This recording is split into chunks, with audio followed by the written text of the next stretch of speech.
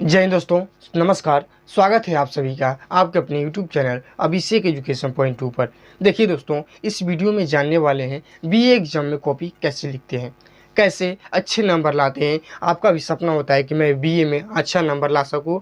क्या ज़रूरी होता है अच्छा नंबर लाने के लिए? मान लीजिए आप सब कुछ याद कर दिए लेकिन नहीं लिखेंगे अच्छे से तो आपको नंबर नहीं मिलेगा। ये बात आप भी जानते हैं, सब कोई जानता है।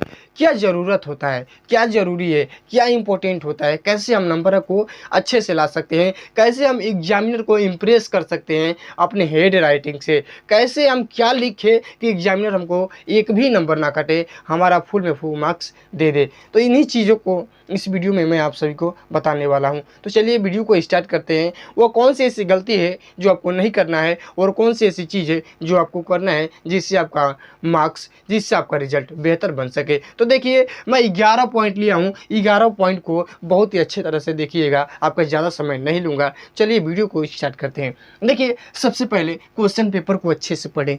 हम लोगों की आदत क्या होती है कि क्वेश्चन पेपर सामने आता है तो टाइम के वैल्यू की वजह से हम लोग क्या करते हैं कि क्वेश्चन पेपर को बहुत जल्दी जल्दी पढ़ते हैं।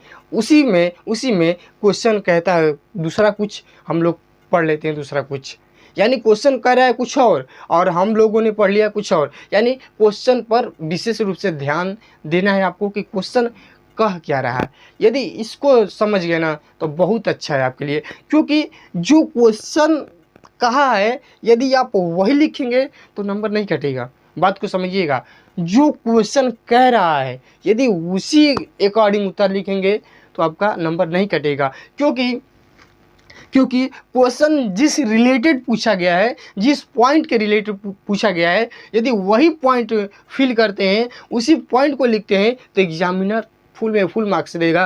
क्योंकि एग्जाम पैटर्न बना है किसके लिए कि मैं इस पैटर्न पर, इस बिंदु पर आपको ये क्वेश्चन दे रहा हूँ। आप यदि उसी बिंदु को लिख देते हैं, समझिएगा बात को, मैं जिस पॉइंट ऑफ व्यू से क्वेश्चन दिया हूँ यदि उसी पॉइंट ऑफ व्यू से आंसर लिख देते हैं तो आपको क्या करेगा, फुल में फुल मार्क्स दे देगा। क्या एग्जामिनर आपका नंबर काटने के लिए बैठा है? ऐसी बात नहीं है। आपके विचार को जानने के लिए बैठा है, आपको हेड राइटिंग को जानने के लिए बैठा है कि आप किस विचार के साथ लिखें और किस हेड राइटिंग के साथ लिखें। इसी के लिए एग्जामिनर बैठा है, न कि आपको फालतू में नंबर काटने के लिए नहीं बैठा है। जैसे आप लोग कहते हैं ना कि ये मेरा कॉपी ऐसे ही चेक कर दिया हुआ, दारू पी कर आया हुआ चेक कर दिया हुआ, ऐसी बात नहीं है। हर एक कॉपी अच्छी से ही चेक की जाती है। और आप तो ग्रेजुएशन कर रहे हैं, ये भी ख्याल रखिए। देखिए, सबसे पहले क्वेश्चन पेपर को अच्छे से पढ़े, एकदम अच्छे से, जितना अच्छे से हो सके उतने अच्छे से पढ़े। अब क्यों अच्छे से पढ़ें? जितना अच्छे से पढ़ेंगे उतने अच्छे से लिख पाएंगे। दूसरा चीज़, क्या पूछा गया है और हम क्या लिख रहे हैं, very very most important, very very most important. क्या पूछा गया है और हम क्या लिख रहे हैं, यदि इसको देख लेना। देखिए, हर एक चीज़ इंपॉर्टेंट है। मैं पहले को भी इम्पोर्टेंट कहूँगा और जो 11th नंबर पर है उसको भी इम्पोर्टेंट कहूँगा, क्योंकि इसमें कोई गलत चीज़ नहीं है। देखिए, क्या पूछा गया है और मैं क्या लिख रहा हूँ, इसको अवश्य ध्यान दीजिएगा। क्योंकि पूछा रहता है कुछ और हम लोग लिख देते हैं कुछ और। तो भाई, एग्जामिनर जो क्वेश्चन पैटर्न बनाया है वो पूछा है अपने अकॉर्डिंग, अपने पॉइंट ऑफ व्यू से पूछा है और आप लिख रहे हैं अपने पॉइंट ऑफ व्यू से। ऐसी बात नहीं है, ऐसा मत करिएगा। जैसे कि एग्जामिनर पूछा है अपने पॉइंट ऑफ व्यू से, तो आप प्रेजेंट ऑफ माइंड लगाइए कि जो अपने अकॉर्डिंग पूछा है मैं उसके अकॉर्डिंग लिखूँगा।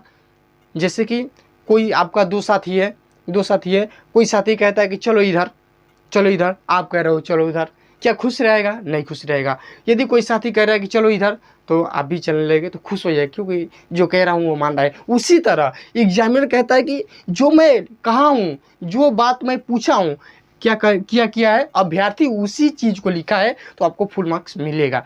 अब देखिए, अगला चीज़, आपको क्वेश्चन पेपर आपको सामने आया, आप अच्छे से पढ़ लिए, उसके बाद क्या पूछा गया है, क्या लिखना है, ये समझ गए। अब आई लिखने की बारी, अब आ गई राइटिंग बारी। हर एक स्टेप, जैसे कि आपके सबसे पहले आपके पास क्या आता है, क्वेश्चन पेपर, ठीक है।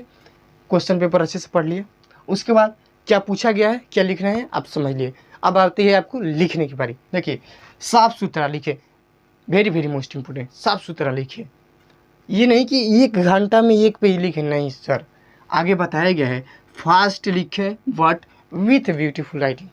अच्छे से लिखे और तेज़ी से लिखे।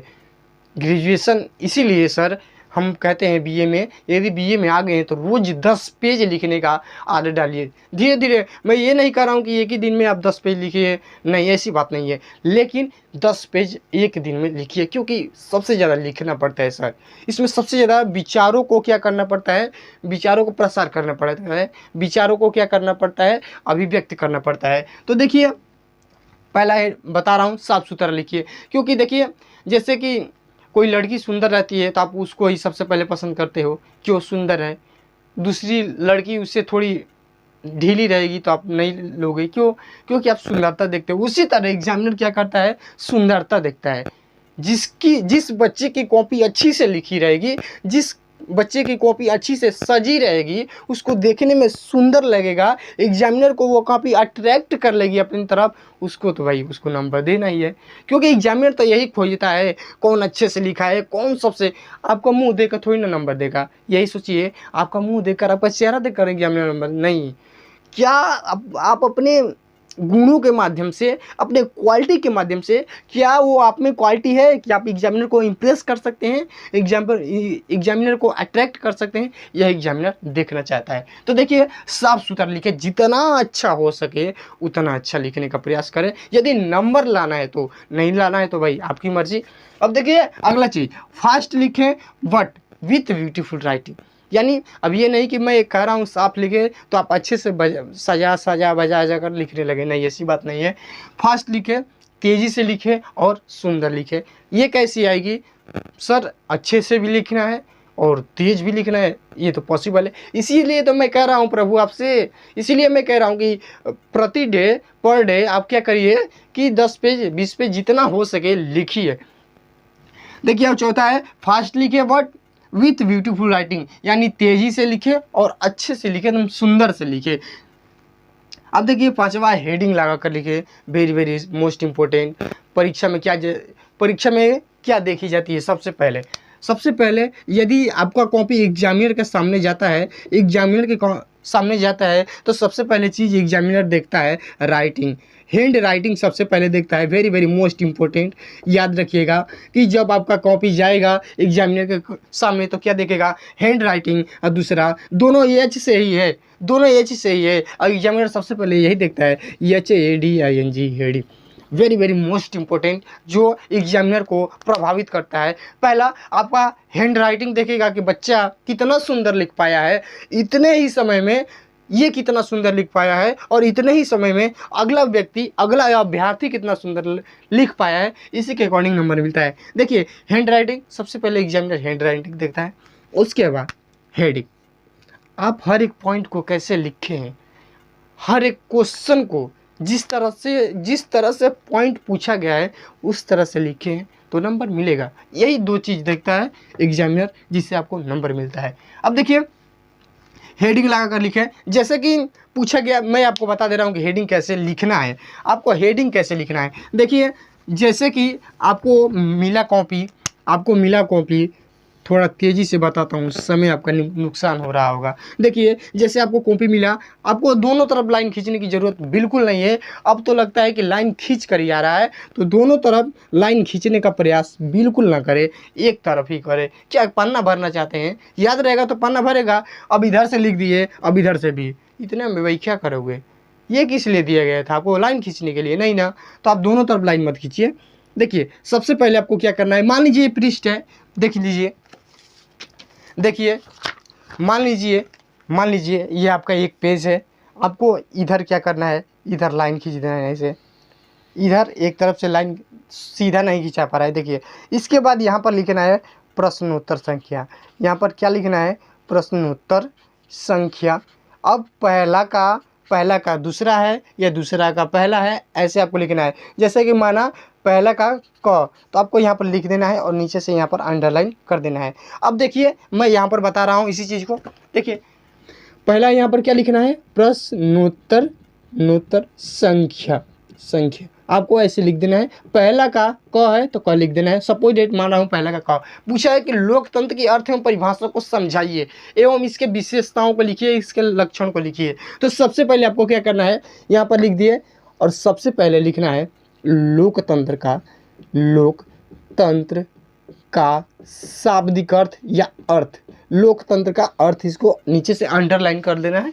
अब देखिए इसको मोटे मोटे पेन से लिखना है, यानी ब्लैक पेन से लिखना है, या स्केच ले गए तो स्केच से लिखना है। उसके बाद यहाँ से लिखना है कि लोकतंत्र, लोकतंत्र जैसे कि हेडिंग लग गया ना कि लोकतंत्र का अर्थ, तो अब नीचे से लिखना है लोकतंत्र का, लोकतंत्र, लोकतंत्र। अब जो भी लिखना है लोकतंत्र, लोकतंत्र आंग्ल भाषा के डेमोक्रेसी शब्द से बना है, डेमोक्रेसी यूनान भाषा के डेमास और क्रेसियस से बना है। डेमास का अर्थ होता है जनता और क्रेसिया का अर्थ होता है शक्ति। इस प्रकार से लोकतंत्र का शाब्दिक अर्थ होता है जनता की शक्ति। इतना ही लिखना है बस।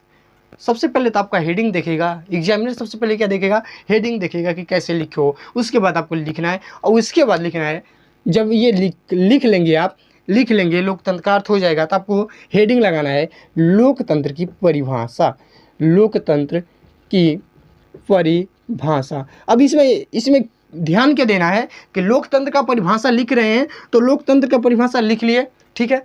इसके बाद यदि कोई विद्वान का नाम याद है, जैसे कि आप लिख रहे हैं लोकतंत्र जनता का, जनता द्वारा जनता का शासन है, तो इस परिभाषा को लिखे हैं प्रजातंत्र जनता का, जनता द्वारा जनता का शासन है। देखिए यदि आपको याद है राइटर का नाम, जैसे कि अब्राहम लिंकन इस परिभाषा को लिखे हैं, तो आप लिख सकते हैं, आप जरूर लिखिएगा कि ये परिभाषा इनके अनुसार है। यही एग्जामिनर देखना चाहता है कि आप कितने अट्रैक्टिव है, एक्टिव है, आप कितने एक्टिव है एग्जाम के प्रति, क्वेश्चन पेपर के प्रति। तो देखिए सबसे पहले आप लोगों ने लोकतंत्र का अर्थ लिख लिया, उसके बाद हेडिंग लगाया लोकतंत्र की परिभाषा, उसके बाद परिभाषा को लिख लिया। उसके बाद कोई राइटर का नाम है, विद्वान का नाम जानते हैं तो आप लिख दीजिए ये परिभाषा इनके अकॉर्डिंग है। उसके बाद आपको क्या करना है, उसके बाद लोकतंत्र का यदि प्रकार पूछा है तो लोकतंत्र का प्रकार, ऐसे ही लिखना है। लेकिन आपको क्या करना है, हेडिंग लगा कर लिखना है। अब देखिएगा एक गलती मत करिएगा, जैसे कि यहाँ पर एक क्वेश्चन का उत्तर खत्म हो जा रहा है, यदि आधे पेज पर भी खत्म हो रहा है, इतना पेज पर भी खत्म हो जा रहा है, तो आप इसके नीचे प्लीज़ मत लिखिएगा, यहाँ से लिखिएगा। हर एक क्वेश्चन का उत्तर का शुरुआत हर एक नए पृष्ठ से करिएगा, क्योंकि एग्जामिनर को डिस्टर्ब नहीं होगा खोजने में। यहाँ पर पहला है, यहाँ पर दूसरा है, यहाँ पर तीसरा है, यहाँ पर चौथा है। यहाँ से यदि बच जाए तो आप सोचते हैं कि इतना पाना खाली है, प्लीज़ मत लिखिएगा, यहाँ पर मत लिखिएगा, यहाँ से नए पृष्ठ से शुरुआत करिएगा। अब देखिए ये हो गया कि कैसे लिखना है। अब देखिए हेडिंग बनाकर लिखना है, ये तो आप लोग जान गए। देखिए हर एक चीज़ जो बता रहा हूँ ना बहुत बहुत महत्वपूर्ण है। यदि इन चीज़ों का केयर करेंगे ना तो आपका 100% है कि मार्क्स बेहतर आएगा। अब देखिए दो शब्दों के बीच दूरी समान लिखे, दो शब्दों के बीच दूरी समान हो, इसको बहुत ही महत्वपूर्ण है। जैसे कि आप लोग पन्ना भरने के चक्कर में कहीं यहाँ पर लिखते हैं, कहीं यहाँ पर लिखते हैं, कहीं नीचे लिखते हैं। कोई बच्चा एक लाइन में दो शब्द लिखते हैं, भाई ये क्या कर रहे हो, ऐसा मत करो। अब नहीं याद है तो ऐसा भी मत करो कि एक लाइन में दो शब्द लिखो, नहीं। जैसे कि ये कॉपी आपको मिली है तो मैक्सिमम देखो कि यहाँ तो आप इतना तो आप बचा ही ले रहे हो लिखने का। देखिए जो लिख रहे हो, जो लाइन में लिख रहे हो, तो एक मैक्सिमम लाइन होनी चाहिए, मैक्सिमम वर्ड होना चाहिए। उनके बीच की दूरी क्या होनी चाहिए, गैप मैक्सिमम होने चाहिए, यानी एक समान दूरी में। जैसे कि आप कोई यहाँ पर लिख रहे हैं, कोई यहाँ पर लिख रहे हैं, कोई यहाँ पर लिख रहे हैं, कोई यहाँ पर लिख रहे हैं, तो ऐसी अच्छी नहीं लेगी। कोई यहाँ पर लिखे, यहाँ पर लिखे, यहाँ पर लिखे, यहाँ पर लिखे, यहाँ पर लिखिए, यहाँ पर लिखिए, यहाँ पर लिखिए। अब आपसे मैं पूछूं कि इसमें गोला कौन अच्छा लग रहा है दिखने में? ये अच्छा लग रहा है क्योंकि एक क्रम से है, इनके बीच की दूरी, इनके बीच का गैप अच्छा है, ठीक है, एक समान है। और इनका कहीं इतना है, कहीं इतना है, कहीं वो भी नहीं है। तो देखिए जो एक क्रम से लिखा जाता है, जो एक अच्छा गैप के माध्यम से लिखा जाता है, वो अच्छा दिखता है, जैसे कि आप देख सकते हो। तो क्या करना है, दो शब्दों के बीच की दूरी समान हो, ये आप विशेषकर ध्यान रखिएगा। क्योंकि देखिए ऐसे लिखेंगे, कितना भी सुंदर लिखेंगे तो देखने में अच्छा नहीं लगेगा, लेकिन थोड़ा राइटिंग डाउन भी रहेगा, तो एक लाइन से एक क्रम में लिखेंगे तो दिखने में अच्छा लगेगा। अब देखिए कॉपी का फर्स्ट पेज जितना अच्छा हो सके उतना लिखने का प्रयास करिए। जैसे कि कोई रिश्तेदार आपके घर आता है तो क्या करता है, बाहर से देखता है कि भाई रिश्तेदार या जहाँ शादी करना है वो कैसे हैं, सबसे पहले बाहर से ही देखकर मालूम कर लेता है। क्यों? अंदर जाने की ज़रूरत है नहीं, वो जानता है कि जैसा बाहर वैसा अंदर, यानी जिस तरह से क्वालिटी आपकी बाहर है उसी तरह अंदर भी होगी। जैसे कोई रिश्तेदार आता है शादी करने के लिए, तो समाज में आपके हाव भाव को पहले आकर चेक करता है, और आपको ये चीज़ मालूम नहीं होती है, आपके पड़ोसी से पूछेगा कि ये कैसे हैं, ये कैसे हैं, यानी वो देखता है कि आप बाहर से कैसे हैं। यदि बाहर से अच्छे हैं तो अंदर से तो काफ़ी अच्छे होंगे। उसी तरह यहाँ पर एग्जामिनर देखिए क्या सोचता है कि यदि लड़का फर्स्ट और सेकंड पेज बहुत अच्छा लिख रहा है तो जो देखिए पहला बहुत अच्छे से चेक किया जाता है, क्योंकि यदि पहला बहुत अच्छे से लिखे हैं आंसर, आपकी आंसर राइटिंग बहुत अच्छी है, तो क्या करेगा वो सपोज डेट में मान लेगा कि आपकी कॉपी अच्छी लिखी जा रही है, आपकी कॉपी बहुत अच्छी लिखी है, आप हर एक हेडिंग का उत्तर बहुत ही सही सही लिखे हैं। तो देखिए वही कॉपी का फर्स्ट पेज जितना अच्छा हो सके उतना अच्छा लिखने का प्रयास करिए। 8वां चीज़ है, गलती होने पर 1 लाइन द्वारा कट कर दे। जैसे कि गलती हो रहा है तो आपको सिंपल से 1 लाइन लगाना है, ऐसे कि जैसे गलती भी होगा तो आपको वो एग्जामिनर ध्यान नहीं देगा।